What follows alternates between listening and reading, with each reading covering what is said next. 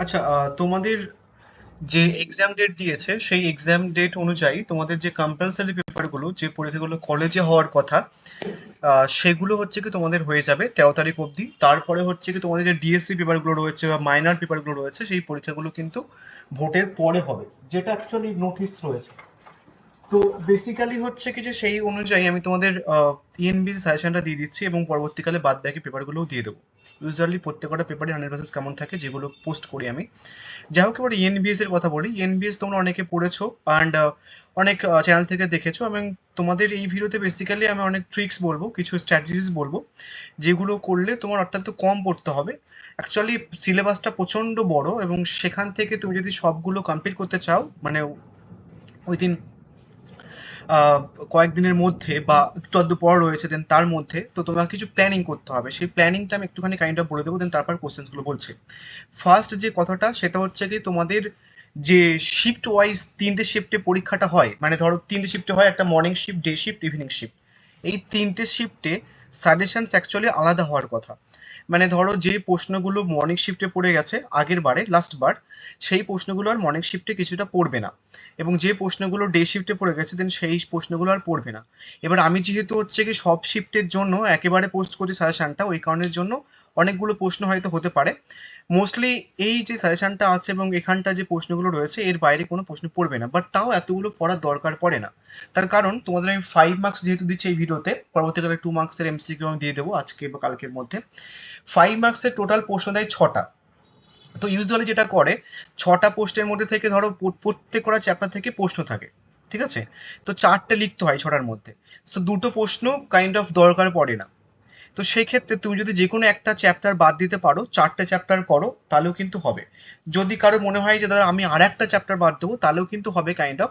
3টে চ্যাপ্টার থেকে তুমি কিন্তু আহ, 4টে প্রশ্ন লিখে আসতে পারবে, তার কারণ কোন একটা চ্যাপ্টার থেকে কাইন্ড অফ দুটো প্রশ্ন দেয়। কোন কোন চ্যাপ্টার থেকে দুটো প্রশ্ন দেয় আমি তোমাদের বলে দিচ্ছি। বেসিক্যালি লাস্ট চ্যাপ্টার এবং তারপর হচ্ছে কি 3 নম্বর চ্যাপ্টার, ওই যে বাস্তুতন্ত্র যে চ্যাপ্টারটা, ওখান থেকে দুটো করে প্রশ্ন দেয় ইউজুয়ালি, প্রত্যেকটা শিফটেই প্রায় দেয়, তুমি প্রিভিয়াস ইয়ারের প্রশ্ন দেখলে বুঝতে পারবে। তো তুমি যে কোনো 3টে চ্যাপ্টার করলে কাইন্ড অফ হচ্ছে কিছু হয়ে যাবে। যদি প্রশ্ন খুব কঠিন হয় তাহলে হয়তো একটা 5 মার্কসের প্রশ্ন ছেড়ে আসতে হবে, আদারওয়াইজ সমস্যা হওয়ার কথা না। তো সবগুলো চ্যাপ্টার করার দরকার নেই, তুমি যে কোনো একটা চ্যাপ্টার বাদ দিতে পারো, বাট ওখান থেকে তোমাকে 2 মার্কসের প্রশ্ন দেখে যেতে হবে। ওর একটা প্ল্যানিং।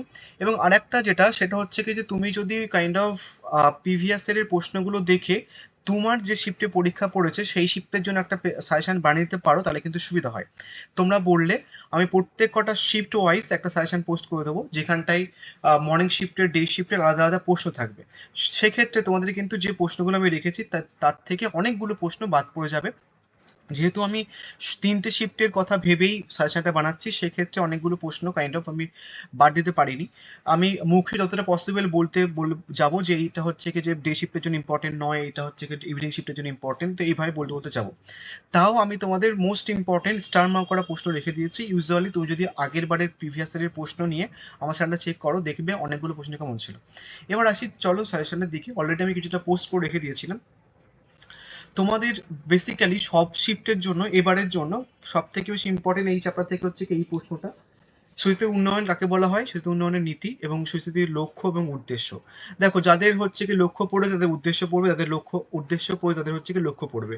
যাদের নীতি পড়েছে তাদের নীতি না পড়ে হচ্ছে কি তোমাদের ডেফিনেশনস দেবে, মানে হচ্ছে কি তোমার সংজ্ঞা দেবে। তো এই টপিকটা কিন্তু প্রচন্ড ইম্পর্টেন্ট একটা টপিক, এবং এখানটা যে অথবাগুলো প্রশ্ন দেন সেগুলো একটু দেখে যাবে, ঠিক আছে? এটা ইম্পর্টেন্ট স্টার মার্ক করা প্রশ্ন। এবার তোমরা চাইলে এই প্রশ্নও দেখতে পারো, ইউজুয়ালি হচ্ছে কি এটা ইম্পর্টেন্ট একটা প্রশ্ন। যে প্রশ্নগুলো প্রথম চ্যাপ্টার থেকে রয়েছে সেই প্রশ্নগুলোর বাইরের কোনো প্রশ্ন পড়বে না। নেক্সট আর দুটো প্রশ্ন রয়েছে, এটা ইম্পর্টেন্ট, সেটা হচ্ছে কি এইটা: ভারত সরকারের লাইফ মিশন বা মিশন লাইফ উদ্যোগের বৈশিষ্ট্য লেখো বা উদ্দেশ্য লেখো। সো আমি যেভাবে তোমাদের 5 মার্কসের সাজেশন দিচ্ছি সেই প্রশ্নগুলো করে নিলে, তুমি যদি এই ভিডিওর সমস্ত প্রশ্নগুলো করে নাও, তাহলে তোমার 2 মার্কসের প্রশ্ন করতেও হবে না, অ্যান্ড 1 মার্কসের প্রশ্ন করতে হবে না। একটা সেশন থেকে তুমি 2 মার্কস, 5 মার্কস এবং এমসিকিউ কিন্তু করে আসতে পারবে, কারণ সেইভাবেই সেট করা। তো বেসিক্যালি এখান থেকে 3টে মোস্ট ইম্পর্টেন্ট প্রশ্ন আমি এখানটা রেখেছি পার্টিকুলার সব শিফটের জন্য। বাট তাও একবার বলছি, তোমাদের কিছু কিছু শিফটের জন্য, তাদের মর্নিং শিফট আছে, ডে শিফট আছে, এই 3টে প্রশ্নের মধ্যে থেকে আমি কিন্তু আরও কমিয়ে দিতে পারবো। তো যদি সেরকম একটা সাজেশন চাও কমেন্ট করে জানাতে পারো, আমি পোস্ট করে দেবো আজকে বা কালকের মধ্যে। এবং তোমরা চাইলে এই প্রশ্নটা করতে পারো। টোটাল 4টে প্রশ্ন রেখেছি এই অধ্যায় থেকে, তো একটা প্রশ্ন বাদ দিয়েছি। এবার আসি হচ্ছে কি যে নেক্সট অধ্যায়। আচ্ছা, এটা সবাই জানো, মানে আমার কাছে বলতে গেলে এতগুলো পেপারের মেজর মাইনর এমডিসি নোটস পাওয়া যায়। অ্যান্ড নোটসের দাম বেশি না, 199 টাকা থেকে মানে কাইন্ড অফ 221 টাকা মতো। সেক পেপারেরও এরকম টাইপের দাম, এবং আইডিসি গুলো হচ্ছে কিছু বিভিন্ন পেপারের এরকম দাম। আইডিসি হয়ে গেছে, এবং তোমাদের ইএনভিএস, কনসিউশন ভ্যালু এবং এইসি, এই তিনটে পেপার মিলিয়ে হচ্ছে কি যে আমি তোমাকে বলছি মানে টোটাল 399, মানে এই তিনটে পেপার কাইন্ড হচ্ছে কিছু মিলিয়ে 399 অ্যাকচুয়ালি। সরি, ইএনবিএস আর কনসিউশন ভ্যালু হচ্ছে কি 399, আর যদি চারটে নাও তাহলে 499 কাইন্ড অফ পড়বে, মানে এই সব কটা পেপার নিলে ইএনভিএস, কনসিউশন ভ্যালু এবং এইসি, এই তিনটে হচ্ছে কি 399 পড়বে। যাই হোক, একটুখানি গোলমেলে আমি জাস্ট ভুলে গেছি, বাদ দাও ওটা। যারা কিনতে চাও টেক্সট করে নিও 9382012069, এই নাম্বার হোয়াটসঅ্যাপ করে নিও, বলে দেবো প্রাইসটা, বাট খুব কমই থাকে। যাই হোক, এবার আসি পরের অধ্যায়। পরের অধ্যায় থেকে দেখো, পরের অধ্যায় হচ্ছে কি যে বাস্তু সংস্থান। এই মানে বাস্তু সংস্থান থেকে বিভিন্ন ধরনের প্রশ্ন পার্টিকুলারলি ঘুরে ফিরে দেয়। কত ধরনের প্রশ্ন দিতে পারে, সমস্ত ধরনের প্রশ্ন এখানে রেখে দিয়েছি। দেখো, তুমি যখন বাস্তুতন্ত্র পড়বে এবং তার বিভিন্ন শাখা পড়বে, তোমাকে বিভিন্ন শাখার যখন পড়বে তখন তোমাকে আহ, তিনটে শাখা পড়তে হবে: সম্প্রদায়গত বাস্তুতন্ত্র, জনসংখ্যা বাস্তুতন্ত্র এবং মানব সংস্থান বাস্তুতন্ত্র। এবং তোমাদের ইংলিশ টার্মগুলোও কিন্তু জানতে হবে। উইথাউট দিস, তোমার যদি ইংলিশ টার্ম দিয়ে প্রশ্ন দেয় তুমি কিন্তু করে আসতে পারবে না। ওই কারণের জন্য যখন বাস্তু সংস্থান পড়বে তখন হচ্ছে বিভিন্ন শাখার নাম বাংলা এবং ইংলিশ নাম জেনে রাখবে। এটা আমি মোস্ট ইম্পর্টেন্ট পোস্টের মধ্যে রাখিনি। আমি নেক্সট মোস্ট ইম্পর্টেন্ট প্রশ্নের মধ্যে রেখেছি যে বাস্তুতন্ত্র কাকে বলা হয়, এর বৈশিষ্ট্য, অবস্থান ও পরিবেশগত ভিত্তিতে বাস্তুতন্ত্রের কয় প্রকার কি কি, এই প্রশ্নটা রেখেছি। এবং এই যে বাস্তুতন্ত্রের কয় প্রকার কি কি, এখান থেকে তোমাদের প্রশ্ন দেয়। ডিরেক্টলি এরকমভাবে প্রশ্ন দেয় না। বাস্তুতন্ত্র কয় প্রকার কি কি এবং প্রকারভেদ থেকে প্রশ্নটা দেয়। ঠিক আছে, কয় প্রকার কি কি দিয়ে প্রশ্ন দিতে পারে বা বৈশিষ্ট্য দিতে পারে ঘুরিয়ে ফিরিয়ে, বাট এক্স্যাক্টলি এই প্রশ্ন নাও দিতে পারে। হয়তো বলতে পারে বাস্তুতন্ত্র কাকে বলে, এর বৈশিষ্ট্য লেখো আর কয় প্রকার কি কি লেখো। ঠিক আছে, বা অবস্থান ও পরিবেশগত ভিত্তিতে বাস্তুতন্ত্র কয় প্রকার, জাস্ট প্রকারভেদ দিতে পারে। এবং অবস্থান ও পরিবেশগত ভিত্তিতে বাস্তুতন্ত্র দুই প্রকার অ্যাকচুয়ালি: স্থলগত বাস্তুতন্ত্র, জলভাগের বাস্তুতন্ত্র। এবার তোমাকে এইভাবেও কিন্তু প্রশ্ন দিতে পারে, স্থলভাগের বাস্তুতন্ত্র কাকে বলা হচ্ছে আর জলভাগের বাস্তুতন্ত্র কয় প্রকার কি কি পার্থক্য দেয়। এবং তারপরে বিভিন্ন ধরনের বাস্তুতন্ত্র তোমরা শুনেছো, যেমন পার্বত্য অঞ্চলের বাস্তুতন্ত্র, মরু অঞ্চলের বাস্তুতন্ত্র, তারপর হচ্ছে কি তৃণভূমির বাস্তুতন্ত্র। তো তোমাদের এতগুলো বাস্তুতন্ত্র পড়ার দরকার নেই, তোমরা কাইন্ড অফ হচ্ছে এখান থেকে সমুদ্র, জলের বাস্তুতন্ত্র এবং একটি পুকুরের বাস্তুতন্ত্রটা পড়বে। এই পার্বত্য অঞ্চলের বাস্তুতন্ত্র, মরু অঞ্চলের বাস্তুতন্ত্র পড়তে হবে না। বনভূমির বাস্তুতন্ত্র পড়লে পড়বে, আদারওয়াইজ পড়তে হবে না। নেক্সট আর এক ধরনের প্রশ্ন দেয়, তোমাদের বললাম কিছুক্ষণ আগে, বাস্তু কাকে বলে, বৈশিষ্ট্য লেখো এবং উপাদানগুলো লেখো, এভাবে প্রশ্ন দিতে পারে। বা বাস্তুতন্ত্র এবং বাস্তুর উপাদানের মধ্যে পারস্পরিক ক্রিয়া প্রতিক্রিয়া লেখো। নেক্সট হচ্ছে কি তোমার পরে একটা প্রশ্ন দেয় একই টপিক থেকে, যে বাস্তুতন্ত্রের সংজ্ঞা দাও, যে কোনো বাস্তুতন্ত্রের গঠন ও কার্যকারিতা বর্ণনা করো। নেক্সট প্রশ্ন একভাবে ঘুরে আসতে পারে, বাস্তুতন্ত্রের বিভিন্ন অবায়োটিক ও বায়োটিক উপাদান লেখো। সো এই অধ্যায় থেকে মোস্ট ইম্পর্টেন্ট প্রশ্নের মধ্যে রেখেছি এই প্রশ্নটা। দেন তারপরে হচ্ছে কি এই প্রশ্নটা, বাস্তুতন্ত্রের শক্তি প্রবাহ সম্বন্ধে বর্ণনা করো, শক্তি প্রবাহের থার্মোডাইনামিক্সের গুরুত্ব কী, এবং লিন্ডাম্যান এর 10% নিয়মটি কী। এবং আরেকটা প্রশ্ন দেয় ঘুরিয়ে, বাস্তুতন্ত্রের ওয়ে আকারের শক্তি প্রবাহের মডেল ব্যাখ্যা করো, বাস্তুতান্ত্রিক শাসন বলতে কী বোঝো। আর দুটো মোস্ট ইম্পর্টেন্ট প্রশ্ন এই অধ্যায় থেকে। নেক্সট মোস্ট ইম্পর্টেন্ট প্রশ্ন এই অধ্যায় থেকে খাদ্য শৃঙ্খল থেকে প্রশ্ন দেয়। এবং খাদ্য শৃঙ্খল থেকে অনেক ভ্যারাইটি অফ প্রশ্ন হয়। তুমি যদি খাদ্য শৃঙ্খল থেকে একটা ভালো মতো অ্যান্সার্স পড়ে নাও, আমার নোটসটা ওইভাবে প্রিপেয়ার থাকে যে একটা প্রশ্ন করলে ওই টপিক থেকে যতভাবে প্রশ্ন আসতে পারে সমস্ত রকমের নোটসে কভার থাকে পার্টিকুলারলি, এটা একটা অ্যাডভান্টেজ। দেখো, খাদ্য শৃঙ্খল যখন পড়ছো, খাদ্য শৃঙ্খল প্রকারভেদ পড়তে হবে তোমাকে। এবার এই খাদ্য শৃঙ্খল যখন পড়বে, খাদ্য জাল আর খাদ্য শৃঙ্খল একসাথে পড়ে নেবে, কেননা খাদ্য জাল আর খাদ্য শৃঙ্খলের পার্থক্য দেয়। ঠিক আছে, এবং এই খাদ্য শৃঙ্খল যখন প্রকারভেদ পড়বে তখন অনেকগুলো প্রকারভেদ তোমরা পাবে। কর্কর বা খাদ্য শৃঙ্খল বা ডেট্রিটাস খাদ্য শৃঙ্খল, তোমাদের এই দুটো কথা দিয়েই প্রশ্ন দেয়। হয় কর্কর খাদ্য শৃঙ্খল কথাটা দিয়ে প্রশ্ন দেয়, নইলে ডেট্রিটাস খাদ্য শৃঙ্খল কথা দিয়ে প্রশ্ন দেয়। তুমি ধরো ডেট্রিটাস খাদ্য শৃঙ্খল পড়ে নিয়েছো, এবং তারপরে সেখান থেকে কাইন্ড অফ তোমাকে বাংলা কথাটা দিয়ে কর্কর খাদ্য শৃঙ্খল দিচ্ছে, তো সেক্ষেত্রে সমস্যা। এবং আর এক ধরনের খাদ্য শৃঙ্খল আছে, সেটার নাম হচ্ছে কি গ্রেজিং খাদ্য শৃঙ্খল। তো এটাও কিন্তু প্রিভিয়াস ইয়ারে এসছে, মানে এই কর্কর খাদ্য শৃঙ্খল বা ডেট্রিটাস খাদ্য শৃঙ্খল কিন্তু প্রিভিয়াস ইয়ারে এসছে। গ্রেজিংটাও কিন্তু কাইন্ড অফ হচ্ছে কি এসছে। না, এই যে খাদ্য জাল খাদ্য শৃঙ্খলের পার্থক্য বা নিচ বা নিচে, এটাও কিন্তু শর্টসের জন্য ইম্পর্টেন্ট, এবং সাকশন কিন্তু প্রায়শই দিচ্ছে। দেন খাদ্য জালক, তিনটে কথা মনে রাখবে: খাদ্য শৃঙ্খল, খাদ্য জাল, খাদ্য জালক এবং নিষে, এই কটা বা ডেট্রিটাস ডিটিটাস কথার অর্থ কী, এবং ইকোটোন আর ইকোক্লাইন, এই সমস্ত প্রশ্ন এখানটা যতগুলো টপিক দেখতে পাচ্ছ, একটা টপিক থেকে যত রকমের 2 মার্কসের আসতে পারে, 5 মার্কসের আসতে পারে, সমস্ত কিছু একটা টপিকের মধ্যে রেখে দিয়েছে। তুমি একটা প্রশ্ন করবে, মানে এই খাদ্যশৃঙ্খল কাকে বলা হয়, খাদ্যশৃঙ্খল প্রকারভেদ।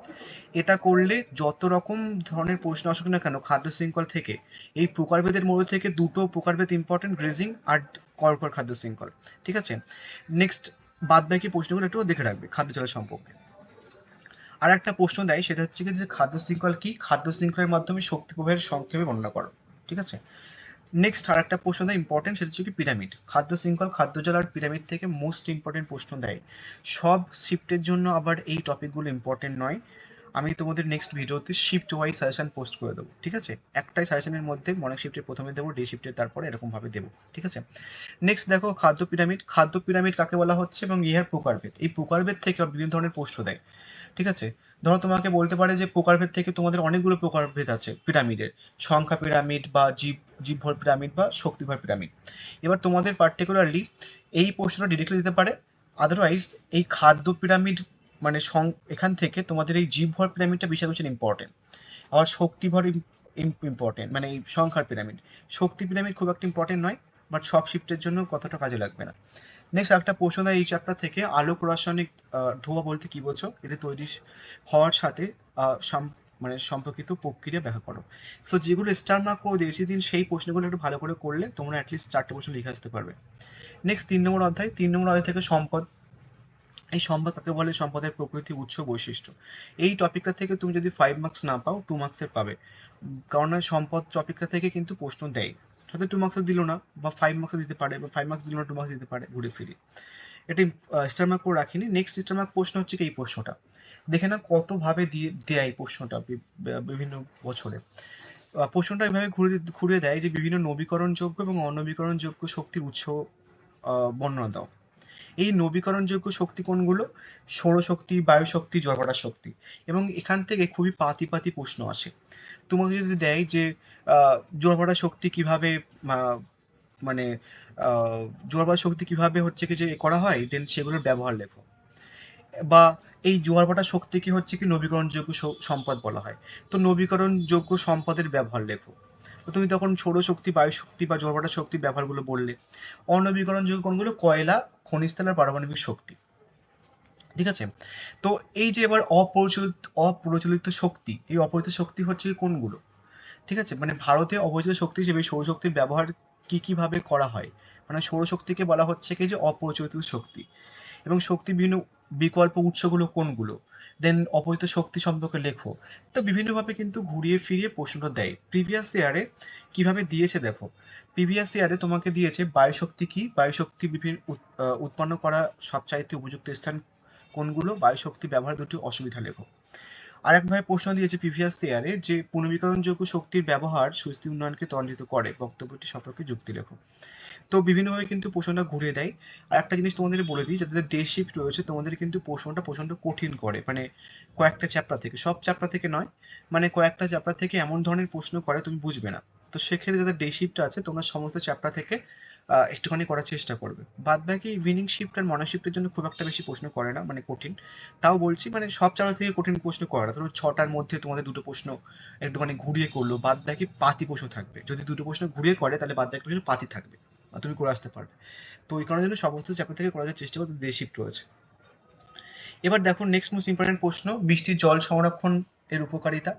বা এখান থেকে আর একটা প্রশ্ন দেয় যে বন্যার প্রকোপ ও তার নিয়ন্ত্রণ সম্পর্কে আলোচনা করো, বা বন্যার শ্রেণীবিভাগ আলোচনা করো। বন্যা ইম্পর্টেন্ট বাট সমস্ত শিফটের জন্য নয়। নেক্সট শক্তি উৎপাদনের পরিবেশগত প্রভাব সংক্ষেপে আলোচনা করো, শক্তি উৎপাদনের যে কোনো দুটি পরিবেশগত প্রভাব লেখো। এটাও ইম্পর্টেন্ট, এটা প্রিভিয়াস ইয়ারের প্রশ্ন। নেক্সট অরণ্য নিধন বা অরণ্য ধ্বংস, এখান থেকে কিন্তু বিভিন্নভাবে প্রশ্ন দেয়। প্রিভিয়াস ইয়ারের একটা প্রশ্ন, অরণ্য বিনাশের কারণ এবং পরিণতি আলোচনা করো। নেক্সট সবুজ শক্তি কি, সবুজ শক্তি থেকে একটা পিরামিড মানে প্রশ্ন দেখলে কিছুক্ষণ আগেই আমি দেখাচ্ছি সবুজ শক্তির ব্যাপারটা নিয়ে, এই প্রশ্নটা এটা প্রিভিয়াস ইয়ারের প্রশ্ন। সো আগের বার এসছে, মানে তুমি যদি প্রিভিয়াস ইয়ারের প্রশ্ন তোলো সমস্ত শিফটেতে যা আগে দিয়েছি সমস্ত চলে এসেছে। নেক্সট এই প্রশ্নটা 2 মার্কসের জন্য করে রাখবে, 5 মার্কসের জন্য না করলেও চলবে। প্রাকৃতিক সম্পদ অ্যাকাউন্টিং কি, ন্যাচারাল রিসোর্স অ্যাকাউন্টিং। নেক্সট জলবন্টনের কথা বিরোধ, প্রশ্নটা কিন্তু ইম্পর্টেন্ট, দেখে রাখবে। নেক্সট আর একটা প্রশ্ন, এই চ্যাপ্টারটা একটুখানি বড়, মৃত্তিকা ক্ষয় কাকে বলা হচ্ছে। মৃত্তিকা ক্ষয় সম্পর্কে বিভিন্নভাবে প্রশ্ন ঘুরে আসে। একটা প্রশ্ন দিয়েছিল যে বিকল্প শক্তি উৎস হিসেবে জৈব ভরের গুরুত্ব আলোচনা করো এবং মরুকরণ সম্পর্কে টিকা লেখো বা ওটিইসি, এটা প্রিভিয়াস ইয়ারের প্রশ্ন করে রাখবে। এই যে জীবভরের গুরুত্ব লেখো, তোমাদের কিন্তু কিছুক্ষণ আগেই জীবভরের গুরুত্ব ব্যাপারটা সম্বন্ধে বলেছি, এবং মরুকরণ সম্পর্কে কিন্তু আসে পরীক্ষাতে। মরুকরণ যদি তুমি 5 মার্কসের না দেয় তাহলে 2 মার্কসের দেবে।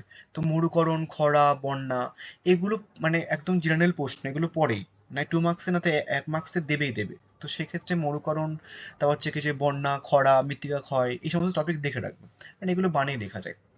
নেক্সট মরুভূমি সম্প্রসারণ বা মরুভূমি রোধ করার উপায় কি, এর প্রভাব লেখো। দেখো এই প্রশ্নটা আমার দেওয়া ছিল, কোনো একটা শিফটে এই প্রশ্নটা দিয়েছে প্রিভিয়াস ইয়ারের প্রশ্ন, মানে এটা আমার দেওয়া ছিল, আর পরীক্ষাতে শেষ এই প্রশ্নটা, মরুকরণের কারণ এবং মরুকরণের প্রভাব উল্লেখ করো। তো এই মরুকরণও কিন্তু ইম্পর্টেন্ট। এবার আসি পরের চ্যাপ্টার। পরের চ্যাপ্টারে জীব বৈচিত্র্য সংরক্ষণ, এটা দেখে রাখবে। জীব বৈচিত্র্য সংরক্ষণ থেকে বিভিন্ন শিফটে মানে বিভিন্ন বছরে বিভিন্ন রকম প্রশ্ন এসছে। আমি একটা প্রশ্ন একটুখানি মিসপ্লেস হয়ে গেছে, এই যে আইইউসিএন বা আইইউসিএন রেড ডাটা লিস্ট, এই প্রশ্নটা হচ্ছে কি যে এই জীববৈচিত্র্য সংরক্ষণের প্রশ্ন। তো এই জীববৈচিত্র্য সংরক্ষণ থেকে এর আগের বারে প্রশ্ন দুটো কিভাবে এসছে দেখে রাখো। আইইউসিএন রেড লিস্ট শ্রেণীগুলি ব্যাখ্যা করো এবং আইইউসিএন রেড লিস্টের অন্তর্গত যে কোনো 3টি শ্রেণী সম্পর্কে আলোচনা করো। এটা মোস্ট ইম্পর্টেন্ট প্রশ্ন ডে শিফটের জন্য। এনিমি শিফটের জন্য, মর্নিং শিফটে কাইন্ড অফ এই প্রশ্নটা অতটা ইম্পর্টেন্ট নয় এবারের জন্য। ঠিক আছে, তো তোমরা এই অধ্যায় মানে এই টপিকটা এইভাবে প্রশ্নটা করে রাখবে আইসিএন টপিকটা দিয়ে। নেক্সট এখান থেকে মোস্ট ইম্পর্টেন্ট প্রশ্ন এক্সিট এবং ইনসুট, ওদের পার্থক্য পড়ে রাখবে, উদ্দেশ্য, বৈশিষ্ট্য, সংরক্ষণ পদ্ধতি পড়ে রাখবে। বায়োডাইভার্সিটি হটস্পট বলতে কি বোঝো, জীববৈচিত্র্য সংরক্ষণে গৃহীত পদক্ষেপ। ঠিক আছে, নেক্সট আর একটা প্রশ্ন দেয় ঘুরে ফিরে, এটা দেখে রাখবে। তারপরে আসতে হচ্ছে কি পরের প্রশ্নটা, এটা প্রশ্নটা না করলেও চলবে, তাও দেখে রাখতে পারো। নেক্সট এই প্রশ্নটা বেসিক্যালি মর্নিং শিফট এই বছরের জন্য, মর্নিং শিফট এবং ডে শিফটের জন্য ইম্পর্টেন্ট নয়, ইভিনিং শিফটের জন্য ইম্পর্টেন্ট, বাট তাও একটুখানি দেখে রাখবে, প্রশ্নটাকে ঘুরে দিতে পারে। মানে অ্যাকচুয়ালি হচ্ছে কি মর্নিং শিফটের জন্য এভাবে ঘুরে এসেছিল প্রশ্নটা, ভারতবর্ষ একটি অতি বৈচিত্র্যময় দেশ ব্যাখ্যা করো, এটা মর্নিং শিফটে দিয়েছিল আগের বারে। মানে ভুলে গেছি আমি, জাস্ট হয়তো আগের বারে 2023-এ, তোমাদের জাস্ট লাস্ট বারের জন্য না, বাট ডে শিফটের জন্য এই প্রশ্নটা দিয়েছিল যে কি জন্য ভারত একটি মেগা ডাইভার্সিটি রাষ্ট্র, ঘুরে ফিরে কিন্তু দেয়। তো ডে শিফটের জন্য মানে এটা পড়তে হবে না তোমাদের এই প্রশ্নটা, জাস্ট আর একটা প্রশ্ন দেখে রাখবে, এন্ডেমিক প্রজাতি বা স্থানীয় প্রজাতি কাকে বলা হচ্ছে। ভারতের এন্ডেমিক প্রজাতি দুটো অঞ্চলের নাম লেখো। তো যারা ডে শিফট রয়েছে তোমরা এই প্রশ্নটা করবে, আর বাদ বাকি দুটো শিফট যারা রয়েছে তোমরা এই ভারতবর্ষকে কেন মেগা ডাইভার্সিটি দেশ বলা হয় করে রাখবে। নেক্সট আরেকটা প্রশ্ন, জীববৈচিত্র্য ধ্বংস 3টি মূল কারণ এবং পশ্চিমঘাট পর্বতমালাকে জীববৈচিত্র্য হটস্পট বলা হচ্ছে কেন, এটাও প্রিভিয়াস ইয়ারের প্রশ্ন, এটাও দেখে রাখবে। নেক্সট অথবা প্রশ্নগুলো দেখে রাখতে পারো, আদারওয়াইজ বাদ দিতে পারো, সমস্যা নেই। লাস্ট অধ্যায় তোমরা চেষ্টা করবে ফার্স্ট এবং লাস্ট অধ্যায়টা ভালো করে করতে, তার কারণ লাস্ট অধ্যায়টা একটুখানি বড় এবং এর আগের অধ্যায়টা প্রচন্ড বড়, অনেকগুলো টপিক রয়েছে ওখানটায়, চাইলে প্রশ্ন কমানো পসিবলই না, এতগুলো টপিক রয়েছে। একটা টপিক বাদ দিলে একটা টপিক থেকে প্রশ্ন আসবে, তো সেই জন্য শিফট ওয়াইজ সাজেশনটা বাড়লে আর বেস্ট হতো।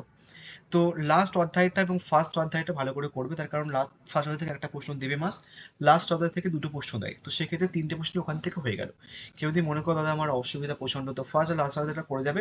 অ্যাটলিস্ট আমি তোমাকে বলছি মোটামুটি তুমি মানে যদি ফার্স্ট এবং লাস্ট অধ্যায় এবং আর একটা যে কোনো একটা করে নাও, 3টে অধ্যায় যদি করে নাও, তাহলে 50-এ তুমি এমসিকিউ যদি হল কালেকশন করতে পারো, তাহলে 50-এ তুমি মোটামুটি 40 বা 35 পেয়ে যাবে 3টে অধ্যায় করে।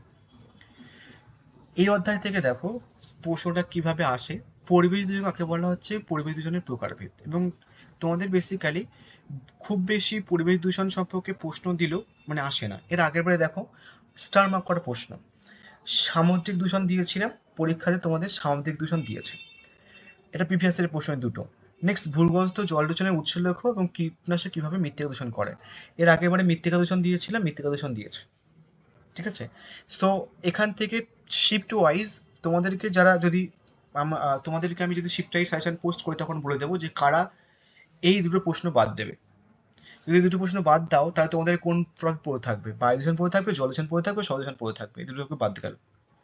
তো এখন আপাতত যেহেতু সমস্ত শিফটের জন্য পোস্ট করছি, তোমাদেরকে বায়ু দূষণ, জল দূষণ, মৃত্তিকা দূষণ, শব্দ দূষণ আর শব্দ দূষণ পড়তে হবে। তাও মোস্ট ইম্পর্টেন্ট টপিকের মধ্যে সামুদ্রিক দূষণ পড়বে, মৃত্তিকা দূষণ পড়বে আর বায়ু দূষণ পড়বে। জল দূষণটা ঘুরে ফিরিয়ে 5 মার্কসের জন্য না দেখলেও তোমরা 2 মার্কসের জন্য দেখে রাখবে, ঠিক আছে? শব্দ দূষণ না দেখলেও চলবে। নেক্সট আসছি বিপজ্জনক বজ্র। একটা প্রিভিয়াস ইয়ারের প্রশ্ন রাখা ছিল, এই প্রশ্নটা রাখা ছিল, আর পরীক্ষাতে প্রশ্নটা ঘুরিয়ে এসে দেখো। কঠিন বর্জ্য বলতে কি বোঝো? কঠিন বর্জ্য পদার্থের কুফল আলোচনা করো। চিকিৎসাজনিত বর্জ্যের ব্যবস্থা আলোচনা করো। তো চিকিৎসাজনিত যে বর্জ্য সেগুলোকে বিপজ্জনক বর্জ্য বা কঠিন বর্জ্য বলা হয়। আর একটা প্রশ্ন দিয়েছিল প্রিভিয়াস ইয়ারে যে কঠিন বর্জ্য ব্যবস্থা বলতে কি বোঝো? বর্জ্য ব্যবস্থায় ব্যবহৃত এসআর কাকে বলা হচ্ছে। মানে আমার রাখা ছিল এই প্রশ্নটা, তোমাদের পরীক্ষা দিয়েছিল এই প্রশ্নটা, বর্জ্য ব্যবস্থাপনায় ব্যবহৃত এসআর কাকে বলা হচ্ছে, স্থিতিশীল উন্নয়ন বলতে কি বোঝো। তো সমস্ত প্রশ্ন কিন্তু ছিল এর আগের বারে। Next global warming. গ্লোবাল ওয়ার্মিংকে বিশ্ব উষ্ণায়ন বলা হচ্ছে। গ্লোবাল ওয়ার্মিং দেওয়া ছিল পরীক্ষাতে, মানে আমার প্রশ্নতে সাজেশনে, তোমাদের পরীক্ষাতে প্রশ্ন হচ্ছে এইভাবে, কৃষিক্ষেত্রে মানুষের সুস্থ জীবনযাপনের উপর বিশ্বায়নের প্রভাব লেখো। আমার দেওয়া ছিল বিশ্ব উষ্ণায়নের ক্ষতিকারক প্রভাব, মানে ফলাফলের প্রভাব, আর তোমাদের প্রিভিয়াস ইয়ার এসছে এই প্রশ্নটা। তো সাজেশন কমন ছিল, মানে প্রত্যেক কটা বছরে। অ্যাসিড বৃষ্টি কাকে বলা হচ্ছে? অ্যাসিড বৃষ্টির কারণ এবং মানব সম্পদ ও কৃষির ক্ষেত্রে অ্যাসিড বৃষ্টির প্রভাব। নেক্সট আসছে হচ্ছে কি ওজোন স্তরের হ্রাস, এবং তারপরে লাস্ট প্রশ্ন গ্রিন হাউস এফেক্ট কি? গ্রিন হাউস গ্যাস সমৃহ এবং অতিরিক্ত গ্রিন হাউস গ্যাসের প্রভাব। গ্রিন হাউস কিভাবে বিশ্ব উষ্ণায়ন ঘটায়? বিশ্ব উষ্ণায়নের দুটি ক্ষতিকর প্রভাব লেখো। একটা জিনিস একটুখানি বলে দিই কোশ্চেন শেষ করে, জলবায়ু পরিবর্তন, আর তারপর হচ্ছে কি এটা বিভাগের প্রশ্ন, মোস্ট ইম্পর্টেন্ট দেখে রাখবে। একটা জিনিস বলে দিই, তুমি যদি মোটামুটি আমার সাজেশনের মধ্যে যে কটা টপিক যেভাবে মেনশন করা আছে সমস্তভাবে করে নাও, 2 মার্কসের কোনো প্রশ্ন করতে লাগবে না, 5 মার্কসের কোনো প্রশ্ন করতে লাগবে না, এমসিকিউ কোনো প্রশ্ন করতে লাগবে না। যে কটা প্রশ্ন রাখা আছে প্রচণ্ড বুদ্ধিমত্তার সাথে প্রশ্ন রাখা আছে, যেগুলো যেমনভাবে 2 মার্কসের প্রশ্ন আসে কোনো একটা টপিক থেকে, সেই প্রশ্নগুলো রাখা আছে, 2 মার্কসের প্রশ্ন কভার করা রয়েছে, প্লাস 5 মার্কসেরও কভার করা রয়েছে। এবং তুমি যখন 5 মার্কস আর 2 মার্কস কভার করবে তখন দেখবি ইজিলি 1 মার্কসের প্রশ্ন করে আসতে পারছো, তার কারণ পরীক্ষাতে সিএফসির ফুল ফর্ম যদি দেয় 1 মার্কসের জন্য করে আসতে পারবে। নেক্সট তোমাকে ধরো দিল যে গ্লোবাল ওয়ার্মিং এর একটা কারণ, অপশান দিয়ে দিল, ঠিক আছে, একটা বিপজ্জনক বজ্রর উদাহরণ দাও, তাহলে তুমি কি দেবে? মানে 1 মার্কসের জন্য, ঠিক আছে, তখন হচ্ছে কি তুমি হসপিটালের বজ্র দিলে। তো এইভাবে কিন্তু পরীক্ষাতে 1 মার্কসের প্রশ্নগুলো দেয়। যদি আমি তোমাদের এমসিকিউ সাজেশন পোস্ট করবো এবং সেগুলো ফ্রি পিডিএফ দিয়ে দেবো, তখন বুঝতে পারবে। তাও চেষ্টা করবে এই সাজেশনটা ফুললি কমপ্লিট করতে। আমার কাছে অনেকে 50 আউট অফ 50 পেয়েছে, রেজাল্ট পোস্ট করা থাকে, দেখতে পারো। এবং তুমি যদি কেউ নোটস কিনতে চাও, মাইনর, এমজিসি, মেজর বা এই ইএনভিএস, এই সিঙ্গাসন ভ্যালু, তাহলে আমাকে এই নাম্বার হোয়াটসঅ্যাপ করতে পারো, কিছুক্ষণ আগে যে নাম্বারটা দেখালাম, মানে 9382012069। So thank you.